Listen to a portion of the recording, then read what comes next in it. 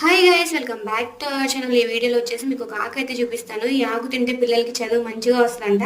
అలాగే నోరు తిరగని వాళ్ళు ఉంటారు కదా, మాటలు సరిగ్గా రాని వాళ్ళు తిన్నా కూడా మాటలు మంచిగా వస్తాయంట అని అంటారు. మీకు కనుక తెలిస్తే కామెంట్ చేసేయండి. ఈ ఆకు వచ్చేసి సరస్వతి ఆకు అని అంటారంట.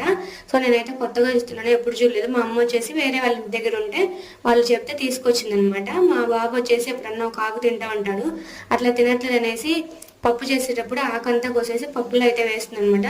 చూడండి, ఇట్లా అయితే ఉంటుంది ఆకంతా వచ్చేసి.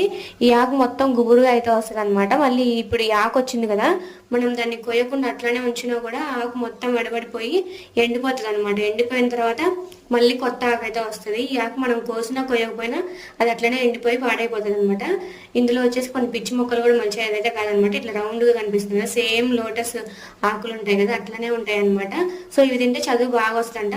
మీకు తెలిస్తే కనుక కామెంట్ చేయండి. ఇది ఏమాకు అంటారో కూడా కామెంట్ చేసేయండి.